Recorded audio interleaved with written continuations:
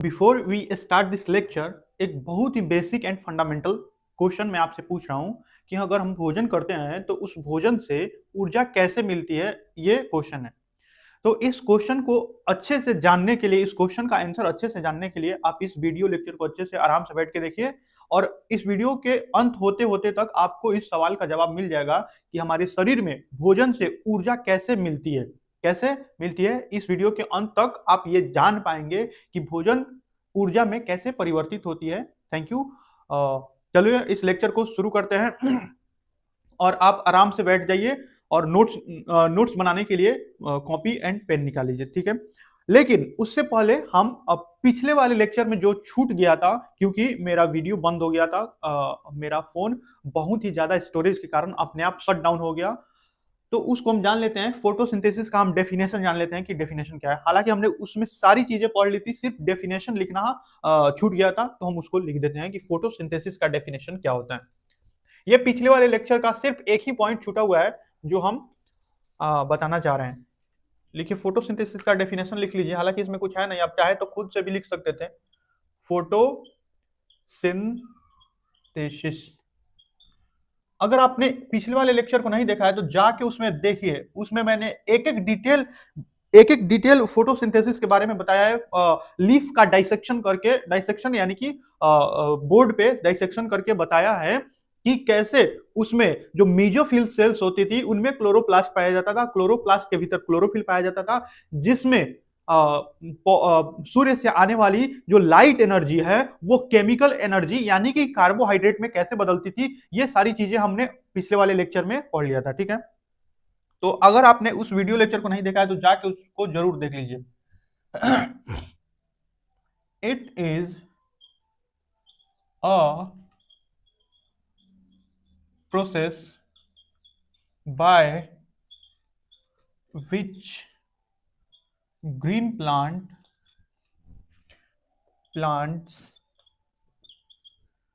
synthesize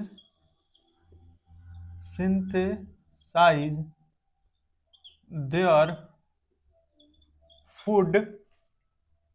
उनके food को क्या कहते हैं? Carbohydrate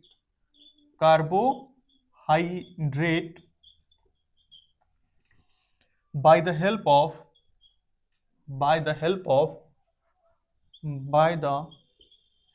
of carbon dioxide H2O, उसके बाद H2O in the presence of sunlight and chlorophyll. तो देखिए, फोटोसिंथेसिस क्या है? This is a process by which green plants synthesise their food carbohydrate by the help of carbon dioxide H2O in the presence of sunlight and chlorophyll. तो ये सारी चीज हमने जान ली था, सिर्फ डेफिनेशन लिखना बाकी था, जो आप नोट डाउन कर लीजिए ताकि आपका नोट्स कंप्लीट हो जाए।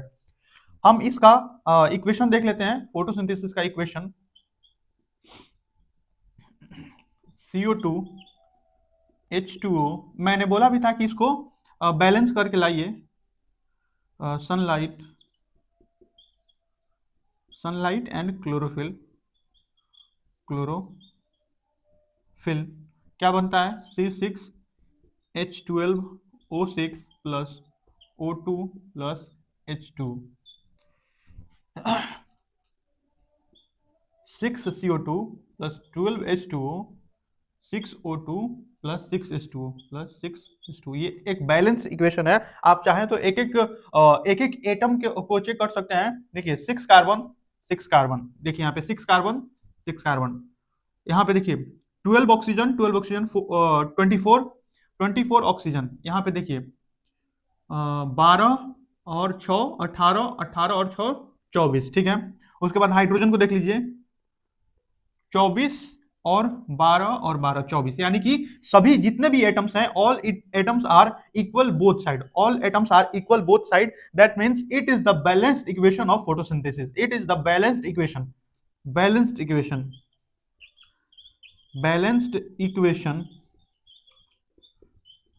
Equation of photosynthesis. तो इसको नोट डाउन कीजिए। उसके बाद हम अपने मेन टॉपिक, आज का जो टॉपिक है हेट्रोट्रोपिक न्यूट्रिशन, और आज का मेन टॉपिक है ह्यूमन डाइजेस्टिव सिस्टम एंड उसमें जो न्यूट्रिशन होता है उसको हम आज पूरे डिटेल में समझेंगे। आज उसको 100% डिटेल में डायग्राम बना बनाकर समझेंगे। आज तक ऐसा कॉन्सेप्ट किसी ने यूट्यूब पर लगभग लगभग नहीं दिया होगा, उतने आराम से डायग्राम बनाकर क्लास 10th के लेवल पे समझेंगे। ठीक है, नोट डाउन कीजिए,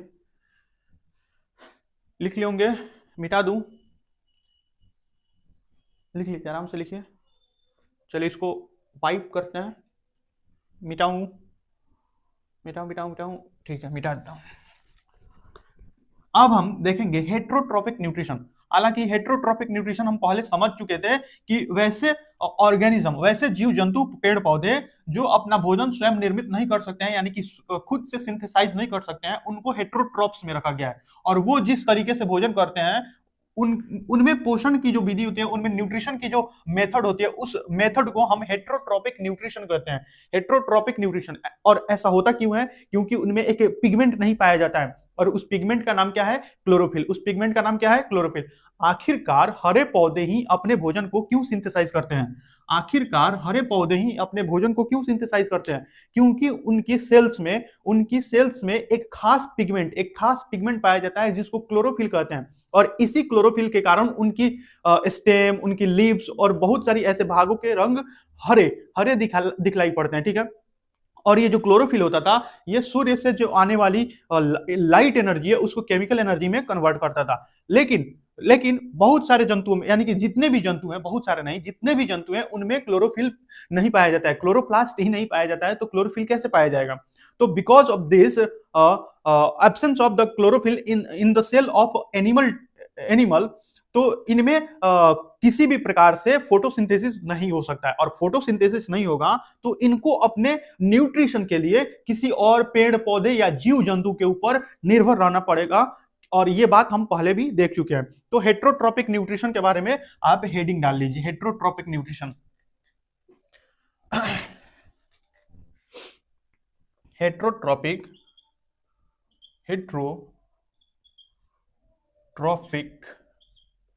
न्यूट्रिशन।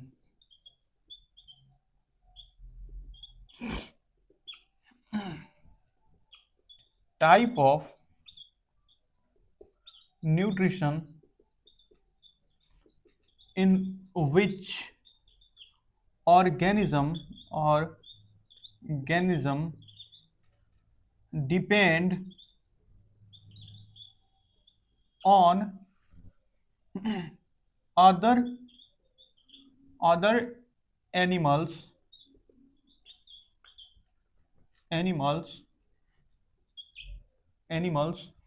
और प्लांट्स। या तो पेड़ पौधे पे निर्भर, या तो पेड़ पे निर्भर रहेगा या किसी ना किसी जंतु पे निर्भर रहेगा। बट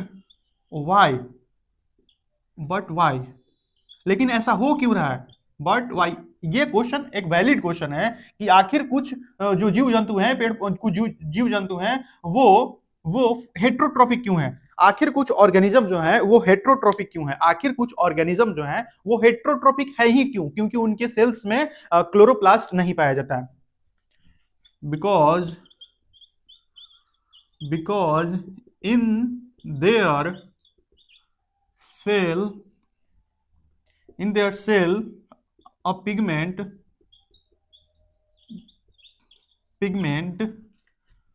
pigment is absent,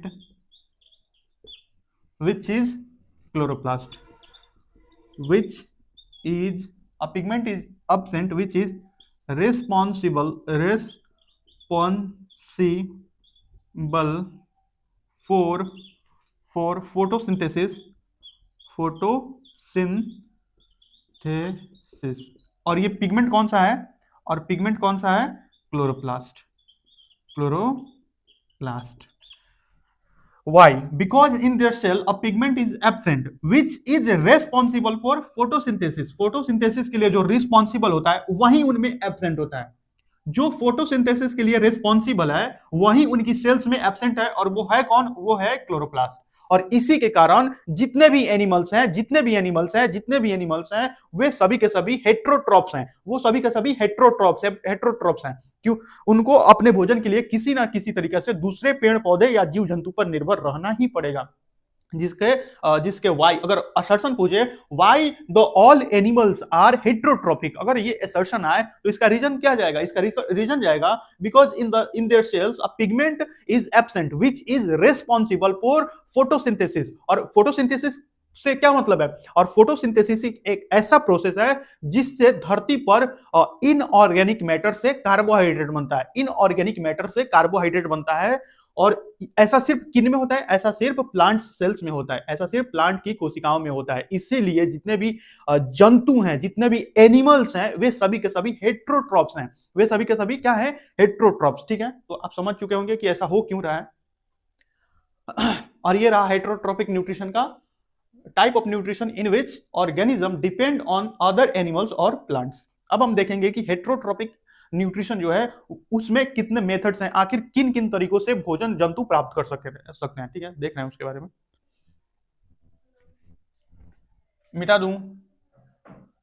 मिटाऊं ये बहुत ही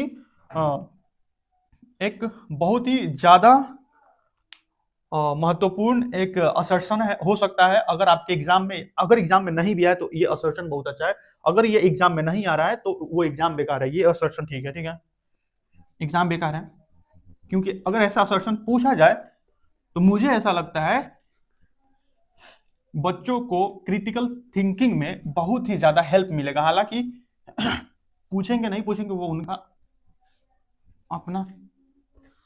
अब हम देख रहे हैं हेट्रोट्रॉपिक न्यूट्रिशन के टाइप्स।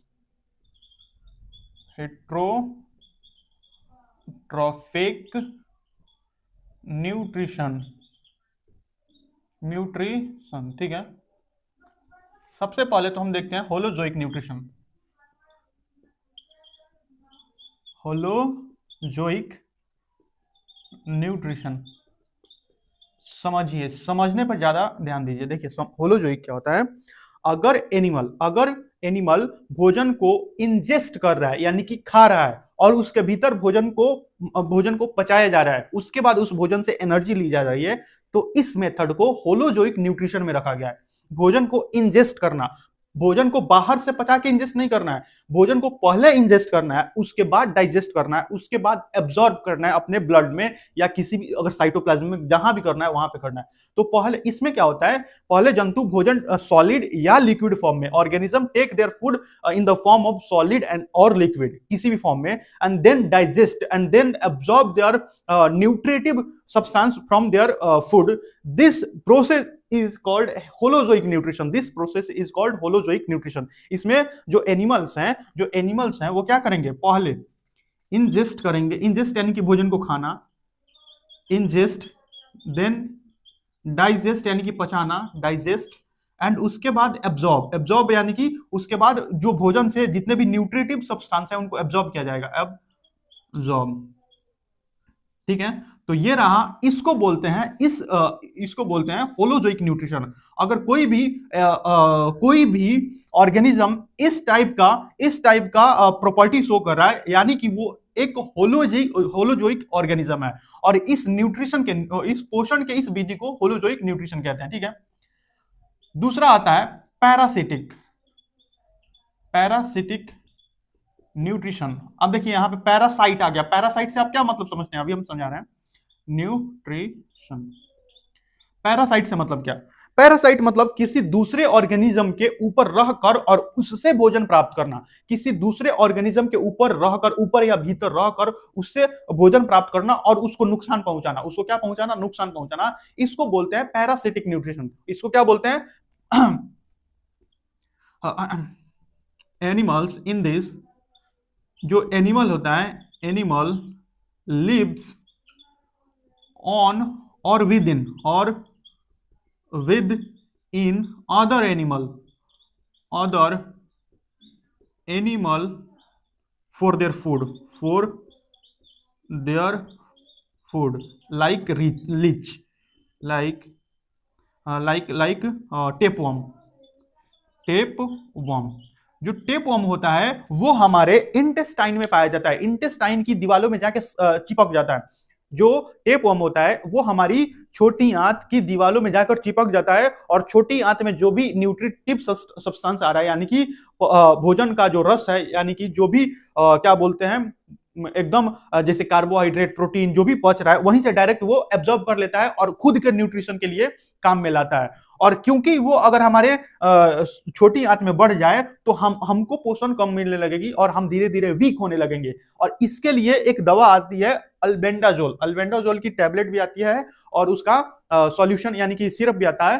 तो दोनों फॉर्म में मेडिसिन आती है जो कि डॉक्टर के सलाह से ही ली जानी चाहिए, ठीक है, वो एक अलग बात है। लेकिन ये जो टेपवर्म है ये हमारे छोटी आंत में पाया जाता है और हमसे हमसे जो भी न्यूट्रिशन है वो हमारी छोटी आंत से डायरेक्ट एब्जॉर्ब कर ले रहता है। ना इसको भोजन खाना पड़ रहा है ना पचाना पड़ रहा है, ये हमारे पचे हुए भोजन को डायरेक्ट एब्जॉर्ब कर ले रहा है। इसलिए हमें भोजन की कमी पड़ जाएगी, हमें न्यूट्रिशन कम मिलेगा और हम धीरे धीरे क्या हो जाएंगे, हम धीरे धीरे वीक होने लगेंगे। हमारा बॉडी जो बॉडी का वेट है वो कम होने लगता है, वो कम होने लगता है। और इस टाइप के न्यूट्रिशन को पैरासिटिक न्यूट्रिशन कहते हैं। और ये जो एनिमल है, ये जो कोई भी एनिमल है जिसके ऊपर रह रहा है उसको होस्ट बोलते हैं। जैसे मान लीजिए मैं हूं और मेरे इंटेस्टाइन में अगर टेपवर्म है तो मैं टेपवर्म के लिए होस्ट हूं, मैं टेपवर्म के लिए होस्ट हूं। और वो क्योंकि मेरे भीतर से भोजन को प्राप्त कर रहा है और मुझे इससे क्या हो रहा है, इससे मुझे हार्म भी तो पहुंच रहा है, इसीलिए इसको पैरासिटिक न्यूट्रिशन कहते हैं। इसके बाद आते हैं उससे पहले एक सेकंड मुझे दीजिए।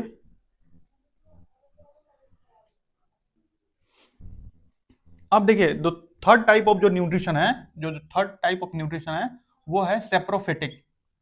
Saprophytic saprophytic nutrition.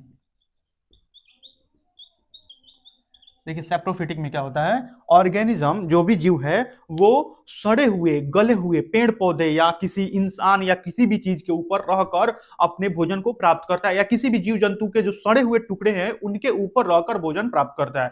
सड़े हुए मरे हुए सड़े गले चीजों से अपना भोजन प्राप्त करता है, इसको बोलते हैं saprophytic nutrition. Dead and decaying in this type of nutrition, वो खुद से लिख लीजिएगा, animal in this type of nutrition, animal, मैं एनिमल से शुरू करता हूं, animal depends for their food on dead, मरे हुए, डिकेइंग सड़ रहे गले हुए, डिकेइंग जो अभी गल रहा है सड़ रहा है, डिकेइंग सब्सटेंस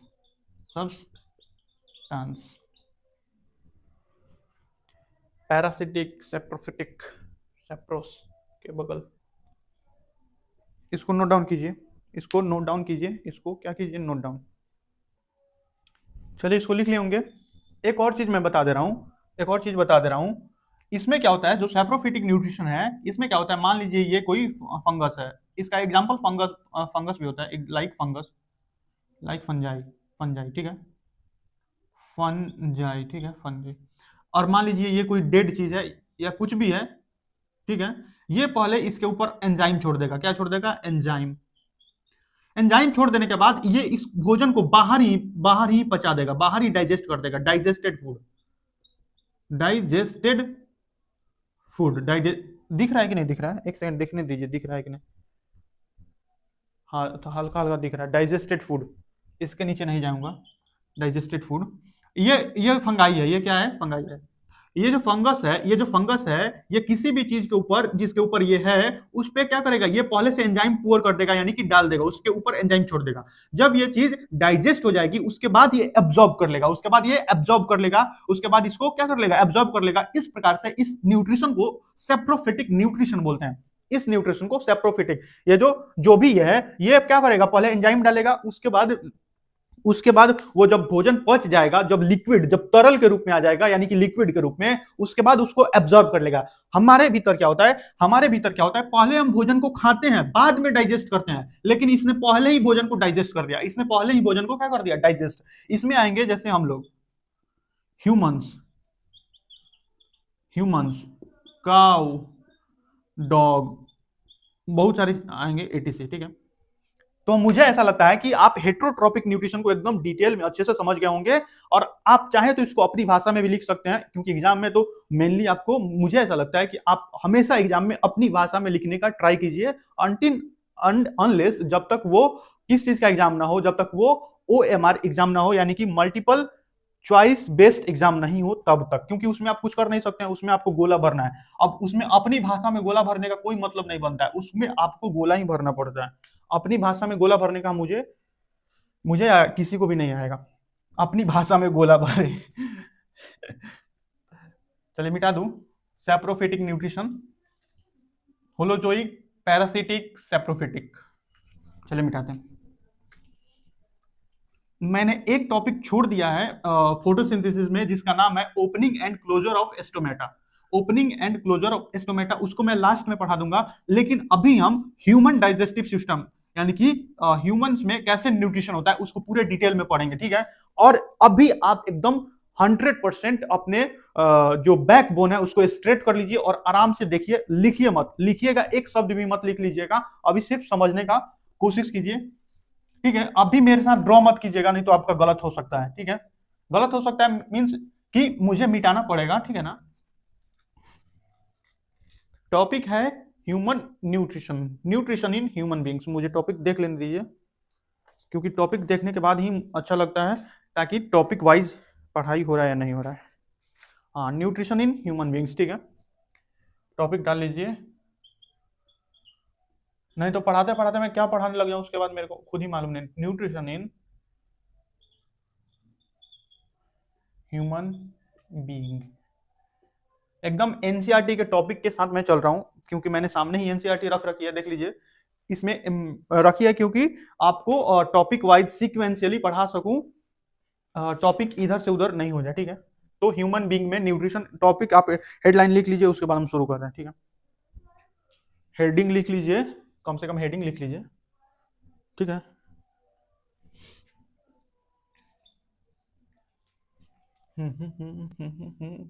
कुछ डिस्क्रिप्शन इसके बारे में लिख दे रहा हूं, उसके बाद मैं डायग्राम बनाऊंगा। ह्यूमंस आर होलोजोइक, अभी हमने पढ़ लिया है होलोजोइक इन नेचर। नेचर से कैसे होते हैं? Nature, that means they ingest, digest steps of nutrition in us, यानी कि ह्यूमंस। जो स्टेप्स हैं वो किन किन स्टेप्स में होता है? इंजेशन,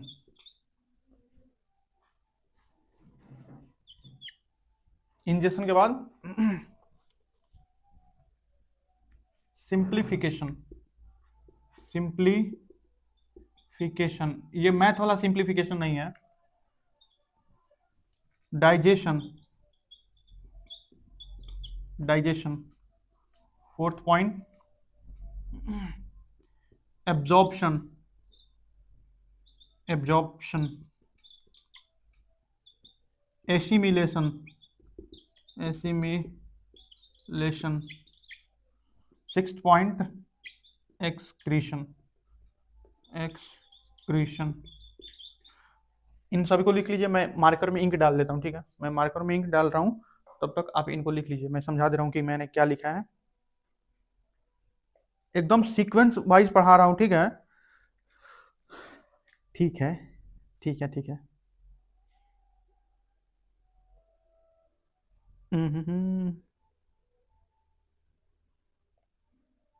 आज मैं एक मूवी भी बताऊंगा ताकि आप देख कर आए, बहुत ही अच्छी मूवी है,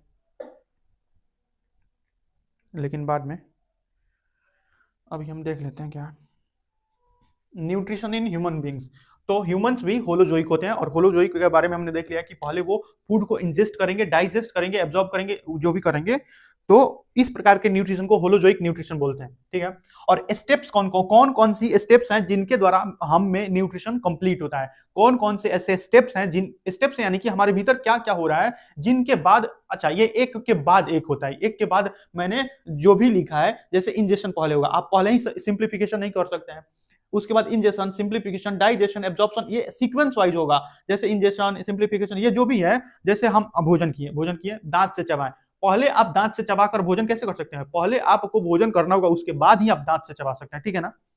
तो इंजेशन का मतलब होता है फूड को अपने भीतर ले जाना। सिंप्लीफिकेशन यानी कि उस फूड को, अगर वो सॉलिड पार्टिकल है, उसको तोड़ तोड़कर छोटे छोटे टुकड़ों में बदलना। डाइजेशन का मतलब होता है कि उस छोटे टुकड़े को इस लायक बनाना ताकि उसमें से भोजन को, उसमें न्यूट्रिटिव सब्सटेंस को एब्जॉर्ब किया जा सके। उसके बाद एब्जॉर्प्शन होता है। एसिमिलेशन का मतलब होता है कि जो भी डाइजेस्टेड फूड है उसको शरीर के उपयोग में लाना। एसिमिलेशन का मतलब है जो भी डाइजेस्टेड फूड है उसको शरीर में किसी भी काम में लाना, इसको बोलते हैं एसिमिलेशन। और एक्सक्रीशन का मतलब है कि अब जो एसिमिलेशन के बाद अब जो भी चीजें हमारे शरीर में बच गई हैं, जो हमारे शरीर के द्वारा किसी भी तरीका से एब्जॉर्ब नहीं की जा सकती है, यानी कि जो हमारे लिए एकदम वेस्ट मटेरियल है, एक्सक्रीटरी सब्सटेंस है, उसको शरीर में से बाहर निकाल देना, जिसको हम बोलते हैं एक्सक्रीशन। तो आप इन सभी का मतलब समझ गए होंगे। अब हम एक एक स्टेप्स को समझेंगे। उससे पहले हम ह्यूमन डाइजेस्टिव सिस्टम को यहाँ पे ड्रॉ करने वाले हैं। We are going to draw human digestive system from mouth to anus here, ठीक है?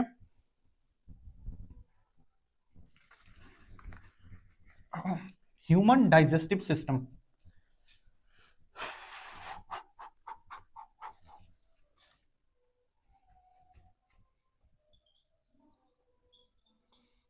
ह्यूमन डाइजेस्टिव सिस्टम, सिस्टम है लाला, सिस्टम।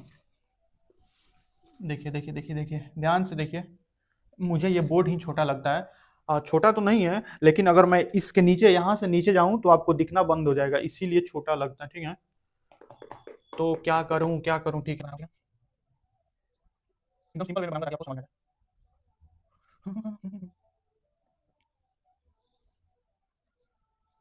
स्मॉल इंटेस्टाइन, ये क्या है?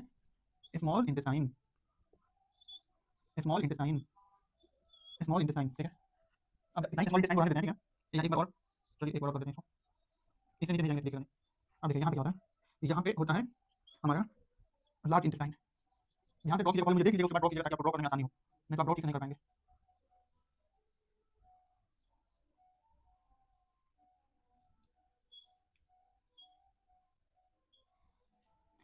और यहाँ पे जो होता है, यहाँ पे होता है अपेंडिक्स, यहाँ पे होता है vermiform appendix, vermiform appendix, vermiform appendix. ये है माउथ कैविटी। एकदम सुंदर सुंदर लिखिएगा, माउथ कैविटी। भले ही मेरी राइटिंग आपको समझ में कम आए, लेकिन आप अपने तरीके से बहुत सुंदर लिखने का कोशिश कीजिएगा। यह है इसोफेगस, इसोफेगस। ये है स्टमक।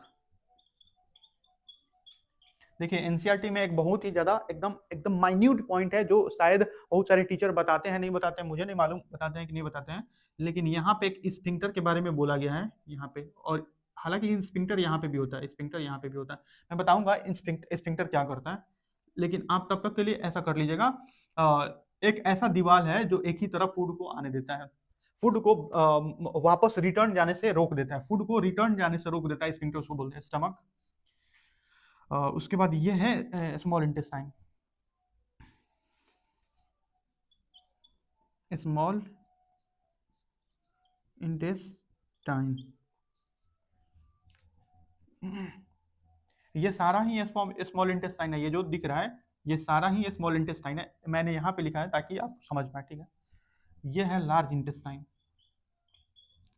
Large intestine. ये है अपेंडिक्स,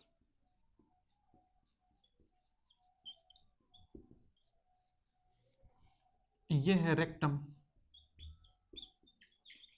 और ये है एनल, एनस, एनस।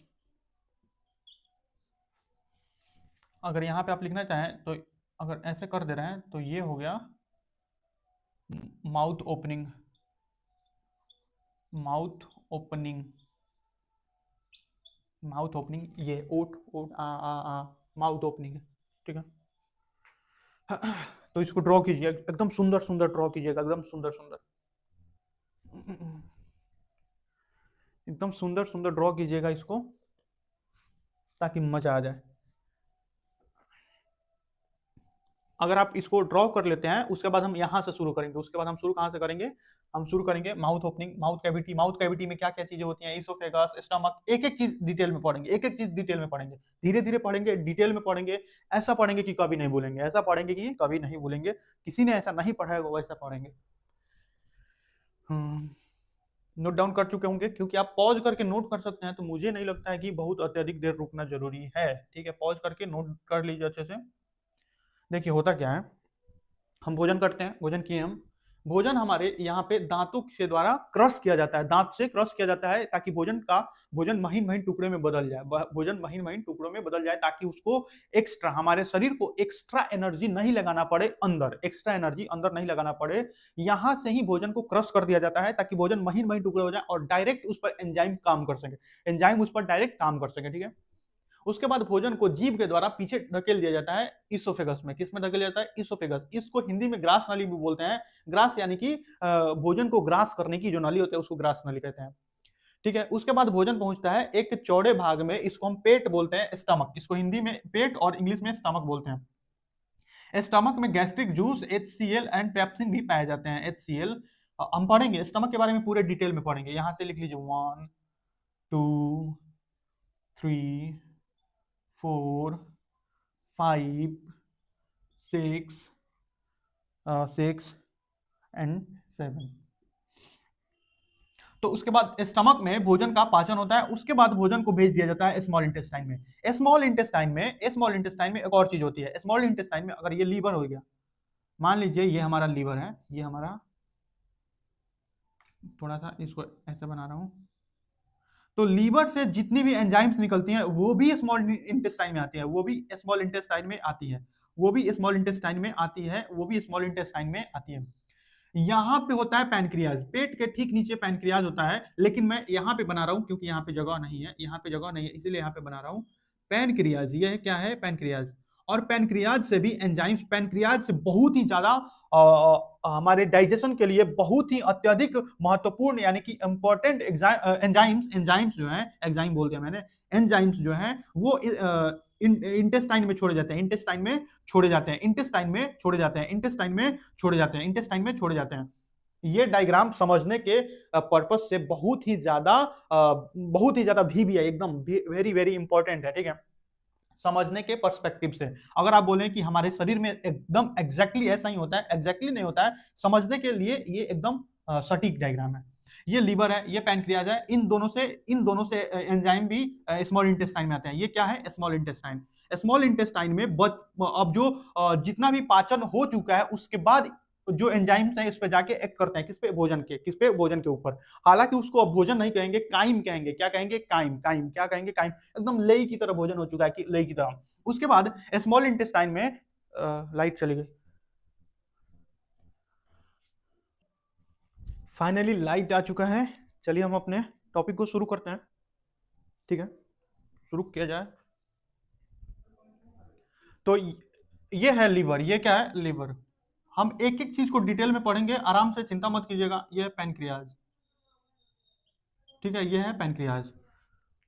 यहां से भोजन ट्रेवल करेगा, ट्रेवल करेगा, ट्रेवल करेगा, यहां पे आकर ये है स्मॉल इंटेस्टाइन। स्मॉल इंटेस्टाइन में भोजन का कंप्लीट डाइजेशन होता है, 100% डाइजेशन होता है। उसके बाद जब भोजन, जब जो उसके बाद भोजन तो बोल नहीं सकते, उसके बाद बोलेंगे एक्सक्रीटरी सब्सटेंस, अनडाइजेस्टेबल सब्सटेंस, अनडाइजेस्टेबल। अब वो हमसे डाइजेस्ट नहीं होगा, हाँ, लेकिन उसमें कुछ वाटर मॉलिक्यूल, एक सेकंड, फिर लाइट गई टाइम। तो चलिए हम देखते हैं आगे।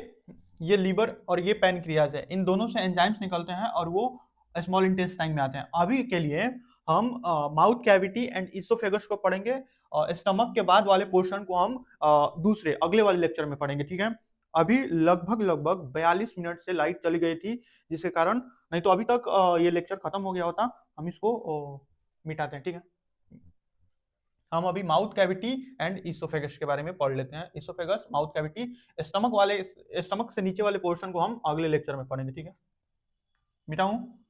मिटाऊं ना? आपने इसको अच्छे से नोट डाउन कर लिया होगा। चलिए मिटाते हैं।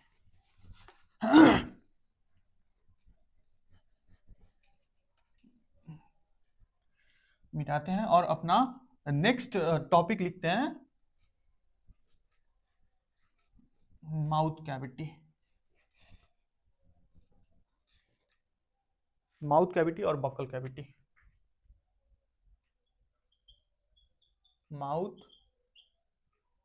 कैविटी या buckle, BUCCL, buccal cavity.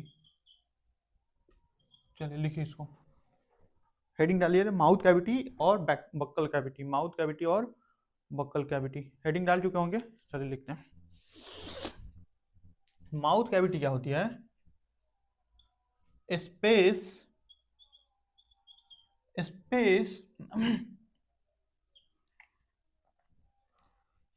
Present inside our mouth, inside our mouth, हमारे मुंह में जो खाली जगह है उसको माउथ कैविटी बोलते हैं, inside our mouth. Mouth cavity में कौन कौन से स्ट्रक्चर्स पाए जाते हैं? Structures which are found in mouth cavity। सबसे पहले तो टीथ और सेकेंड है टंग। फंग नहीं, TONGUE, टंग।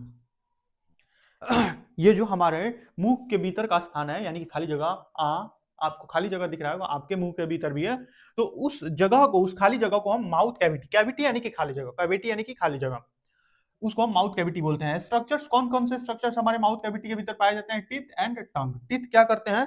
टीथ हमारे भोजन को काटने, चीरने, फाड़ने, पीसने का काम करते हैं। टीथ इन सभी का काम करते हैं। तो इन सभी के बारे में हम एक एक देख लेते हैं। टीथ और टंग के बारे में जल्दी जल्दी देखकर खत्म करते हैं, क्योंकि इन सभी के बारे में हम पहले से जानते हैं, इन सभी के बारे में हम पहले से भी जानते हैं। आपको ऐसा नहीं है कि टीथ के बारे में कुछ मालूम ही नहीं है, एकदम ही आप ऐसा नहीं है कि एकदम खाली है, टीथ के बारे में आपको कुछ भी मालूम नहीं है।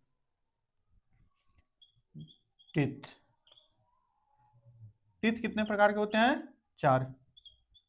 इंसाइजर, स्पेलिंग देख लीजिएगा, कैनाइन, मोलर एंड प्रीमोलर, इन दोनों का काम है काटना, चीरना, फाड़ना, काटना। इन दोनों का काम है पीसना यानी कि भोजन को एकदम महीन कर देना, पीसना। इन दोनों का मेनली काम क्या है? पीसना। क्या है? पीसना, यानी कि ये दोनों भोजन को काटने, चीरने, फाड़ने, टुकड़ा करने के काम करते हैं, और ये दोनों प्रीमोलर एंड मोलर भोजन को महीन करते हैं, एकदम पीस कर भोजन को महीन कर देते हैं। ठीक है, इसके बारे में हम जान गए। We are diphyodont. देखिए, डाइफायोडोंट का मतलब क्या होता है?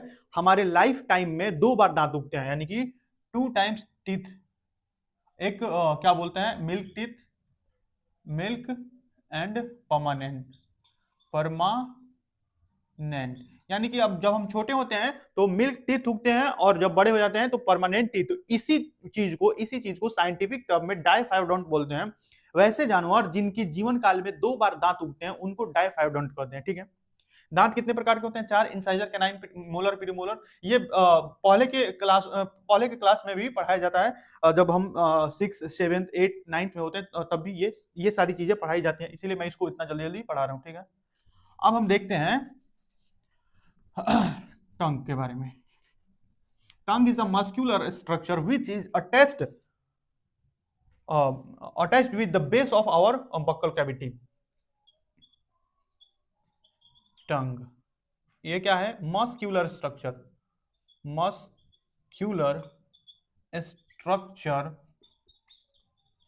which is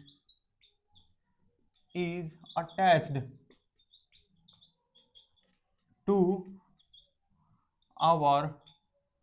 to base of our buccal cavity।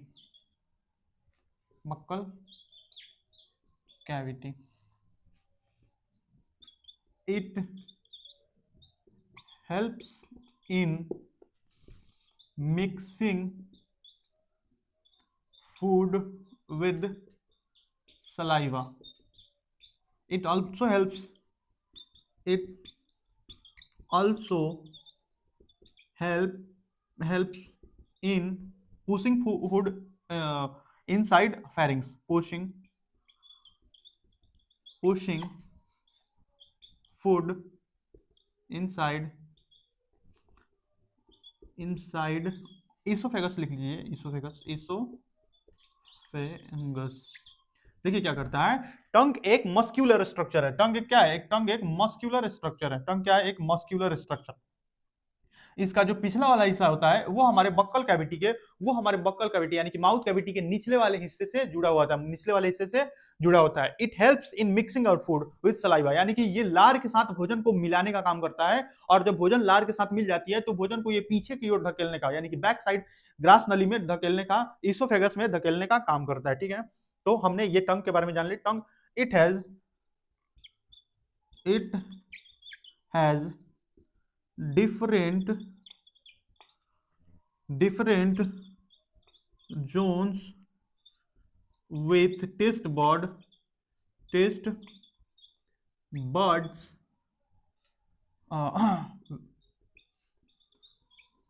helps in taste the food। Food तीखा है, कैसा है, मतलब इसके पास जो हमारा टंग है उसके पास डिफरेंट जोन्स होते हैं। उन जोन्स में यानी कि अलग अलग उसके क्षेत्र होते हैं, और उन अलग अलग जोन्स में जो टेस्ट बर्ड्स पाए जाते हैं वो जैसे तीखे को चखने में, उसके बाद क्या बोलते हैं नमक, नमकीन, मीठा, इन सभी के लिए अलग अलग टेस्ट बर्ड्स हमारे जीभ के ऊपर पाए जाते हैं। इन सभी के लिए पाए जाते हैं। इसका मेन काम तो यही है। मेन काम तो मैं लिखना ही भूल गया था। ठीक है, तो हमने टंग के बारे में देख लिया। टंग क्या है उसके बारे में हमने देख लिया। ये मस्क्यूलर स्ट्रक्चर है विच इज अटैच्ड, यानी कि नीचे की ओर अटैच्ड होता है। ठीक है, उसके बाद ये चखने में यानी कि स्वाद लेने में मदद करता है, टेस्ट में, भोजन के टेस्ट में ये मदद करता है। अब हम देखेंगे कि कैसे जो हमारे भीतर कितनी जोड़ी लार ग्रंथियां होती है, यानी कि सलाइवरी ग्लैंड्स कितनी होती हैं और उनसे क्या निकलता है, ये सारी चीजें हम देख लेते हैं। सलाइवरी ग्लैंड्स, देखिए सलाइवरी ग्लैंड जो होती हैं वो हमारे बक्कल कैविटी यानी कि माउथ कैविटी में नहीं होती है, ये outside of the mouth cavity present होती है, बट जो इनका सिक्रीशन है वो माउथ कैविटी में आ जाता है।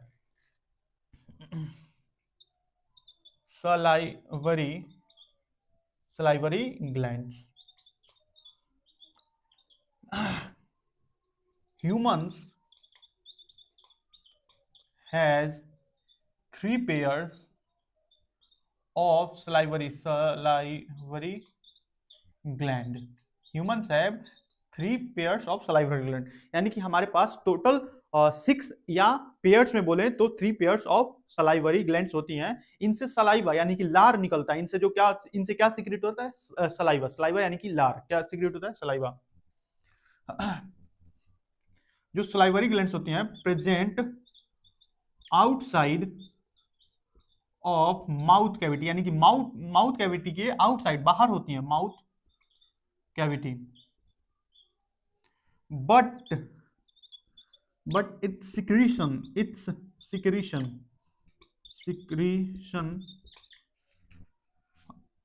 comes into mouth cavity. Its secretion saliva its secretion saliva comes into mouth cavity. Saliva में क्या होता है? Saliva has salivary amylase enzyme. देखिए क्या होता है, जो सलाइवरी ग्लैंड्स होती हैं ये टोटल 6 होती हैं, नंबर में बोलें तो 6। और ये क्या होती है, ये आउटसाइड, यानी कि मान लीजिए ये माउथ कैविटी है, ये खाली जगह है, तो यहाँ पाएंगी, यहाँ पाई जाएंगी, अलग अलग जगह पाई जाती हैं। सबलिंगुअल यानी कि जीभ के नीचे, उसके बाद क्या बोलते सब मैंडिबुलर, तो ये सारी चीजें इन जगहों पर पाई जाती हैं। इनके अलग अलग नाम होते हैं। अभी हम जान लेते हैं कि हमारे भीतर 6 लार ग्रंथियां यानी कि सलाइवरी ग्लैंड्स 6 पाई जाती हैं। और ये माउथ कैविटी के आउटसाइड होती हैं। लेकिन इनका जो सिक्रीशन है, इनका जो सलाइवा है, सलाइवा, ये जो सलाइवा है ये हमारे माउथ कैविटी के भीतर आके गिरता है, ये हमारे माउथ कैविटी के भीतर आके गिरता है। सलाइवा के पास एक एंजाइम पाया जाता है जिसको हम बोलते हैं salivary amylase, salivary amylase, salivary amylase. और एक और बात, हमारे भोजन का पाचन हमारे मुख से यानी कि हमारे माउथ कैविटी से शुरू होता है, शुरू हो जाता है किसके कारण? सलाइवरी एमाइलेज के कारण।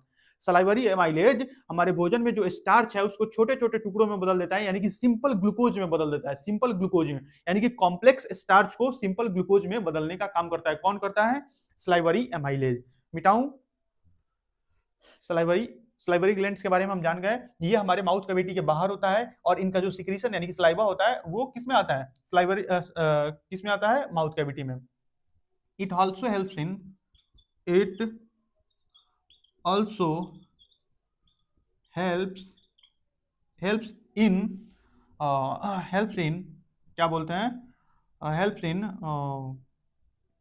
भोजन को ये क्या करने में, एकदम लेई की तरह बनाने में, अब निगलने में helps in ingesting the food, ingesting the food, यानी कि भोजन को निगलने में। अगर सलाइवा नहीं रहे तो भोजन में जो नमी होती है वो नहीं रहेगी, और हम जब निगलेंगे तो हमारे हमारा जो पूरा एलिमेंट्री कैनाल है यानी कि जो इसोफेगस है वो छिल जाएगा। वो क्या हो सकता है? छिल सकता है। तो इसी को बचाता कौन है? इसी को सलाइवा बचाता है। वो इसी के कारण भोजन एकदम, मान लीजिए कोई गाड़ी है तो उस गाड़ी में अगर हम इंजन ऑयल या मोबिल बोलते हैं या जो भी होता है उसको अगर हम नहीं डालें तो फ्रिक्शन उसमें बहुत ज्यादा बढ़ जाएगा, फ्रिक्शन बढ़ जाएगा तो हीट जनरेट होगा, हीट जनरेट होगा तो गाड़ी के इंजन को टूट फूट या किसी भी खतरे कोई भी खतरा हो सकता है। उसी प्रकार से अगर हम भोजन को निगल रहे हैं, भोजन में पानी की मात्रा नहीं है, अगर पानी की मात्रा है भी तो कम है, तो इसी के कारण हमारे जो हमारे मुख में यानी कि हमारे मुंह में सलाइवा आती है। सलाइवा को हिंदी में लार भी बोलते हैं। क्या बोलते हैं? लार। और ये लार भोजन को निगलने में मदद करती है ताकि आसानी से हम भोजन को निगल सके, हमारे ऑर्गन को डैमेज नहीं हो, ऑर्गन को डैमेज नहीं हो। ठीक है, अब हम भोजन को निगल चुके हैं, अब भोजन जा रहा है किसमें? अब भोजन जाएगा ईसोफेगस में। आज तक सॉरी, आज हम ईसोफेगस के बारे में पढ़ेंगे और ये हमारा लास्ट टॉपिक होने वाला है, oesophagus. Oesophagus, it is pipe like structure, pipe यानी कि एकदम लंबा, pipe like structure, like muscular structure लिखिए, pipe like muscular structure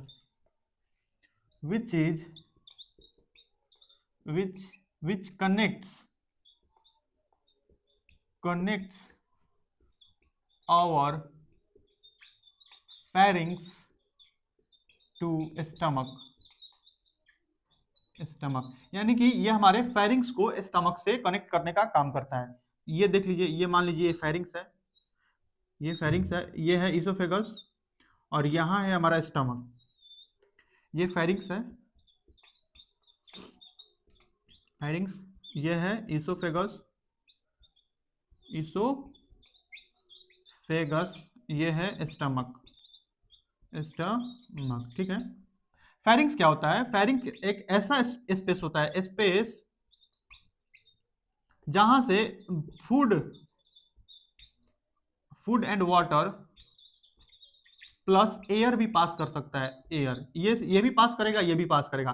pharynx एक कॉमन स्पेस होता है फूड, वाटर और एयर को पास करने के लिए। इसके बाद एयर इधर चली जाती है और फूड और वाटर इधर चले जाते हैं, फूड और वाटर इधर चले जाते हैं, फूड और वाटर इधर चले जाते हैं, फूड और वाटर इसोफेगस में चले जाते हैं और एयर इधर चली जाती है, एयर इधर चली जाती है। बाद में उसके बारे में हम रेस्पिरेशन में देखेंगे, पूरे डिटेल डायग्राम में हम उसको देखेंगे, एयर कैसे सेपरेट जगह जा रही है, एयर कैसे लंग्स में जा रही है, हम देखेंगे ग्लॉटिस, एपिग्लॉटिस में देखेंगे, आराम से देखेंगे। अभी के लिए हम समझ रहे हैं ये जो फेरिंग्स है, फेरिंग्स यहां से जीभ ने भोजन को धकेल दिया, भोजन इसमें जाएगी, किसके थ्रू जाएगी? फेरिंग्स से होते हुए इसोफेगस के थ्रू पेट में चली जाएगी। किसमें चली जाएगी? पेट में। किसमें चली जाएगी? स्टमक यानी कि पेट में चली जाएगी। कैसे जाएगी? अब देखिए इसमें मूवमेंट कैसे होता है, movement of food inside the oesophagus, movement of food inside the oesophagus, इसको नोट डाउन कर लीजिए। उसके बाद हम नेक्स्ट टॉपिक, इसी का नेक्स्ट टॉपिक पढ़ा रहे हैं कि आखिर इस इसोफेगस में भोजन कैसे नीचे की ओर कैसे जाता है, नीचे की ओर कैसे जाता है। इसोफेगस के बारे में हम जान गए। ईसोफेगस यानी कि हिंदी में ग्रास नली, इसको हिंदी में बोले तो ग्रास नली। एक एक चीज मैं लिख लिख के पढ़ा रहा हूं ताकि आपको समझ में आए, एकदम समझ में आए। Movement of food inside oesophagus. देखिए क्या होता है, ये ले मान लीजिए ईसोफेगस है और ये बोलस ऑफ फूड है, बोलस ऑफ फूड। यहां पे ऐसा होता है, यहां पे होता है कंस्ट्रिक्शन, कंस्ट्रिक्शन। यहां पे होता है डायलेशन, और इसी के थ्रू भोजन नीचे की ओर पेट में चली जाती है। इन दोनों को बोलते हैं peristalsis movement, peristalsis movement.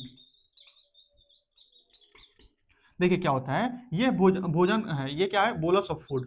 Bolus यानी कि फूड का गोला, बोलस ऑफ फूड। जीभ ने भोजन को धकेल दिया है किसमें, ये है, ये क्या है, ये है ईसोफेगस, ईसोफेगस। जीभ ने भोजन को ईसोफेगस में धकेल दिया है, ठीक है। अब क्या होगा, भोजन जहां होगी उसके ऊपर कंस्ट्रिक्शन होगा, कंस्ट्रिक्शन यानी कि दबाव होगा, उसके ऊपर क्या होगा, भोजन ईसोफेगस में उसके ऊपर दबाव होगा, ठीक है। और जहां पे भोजन है वहां पे डायलेशन होगा, वहां पे डायलेशन होगा। डायलेशन यानी कि फैलाव, डायलेशन यानी कि फैलाव, कंस्ट्रिक्शन यानी कि सिकुड़ना, कंस्ट्रिक्शन यानी कि सिकुड़ना। तो अब देखिए क्या होगा कि भोजन यहाँ पे है और उसके ऊपर मान लीजिए यहाँ पे भोजन है, यहाँ पे भोजन है, उसके ऊपर दबाव पड़ेगा और जहां पे भोजन है वहां पे डायलेट होगा, डायलेट होगा यानी कि फैल जाएगा, फैल जाएगा। और जैसे ही भोजन थोड़ा सा नीचे आएगी और यही क्रिया, यही प्रोसेस बार बार रिपीट होगा, रेपिटेटिव प्रोसेस, ये जो कंस्ट्रिक्शन एंड डायलेशन का रेपिटेटिव प्रोसेस है, ये एक मूवमेंट को जनरेट करेगा। मूवमेंट यानी कि एक मूवमेंट को जनरेट करेगा जिससे भोजन ऊपर से धीरे धीरे धीरे धीरे धीरे धीरे नीचे कहां तक चली जाएगी, कहां तक चली जाएगी, ये स्टमक के, इसमें कहां चली जाएगी, स्टमक में। तो ये जो प्रोसेस है इसको बोलते हैं peristalsis movement. By this process food comes from oesophagus to stomach. By this process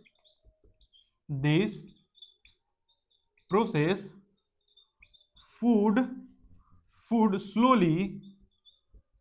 slowly moves from esophagus to stomach।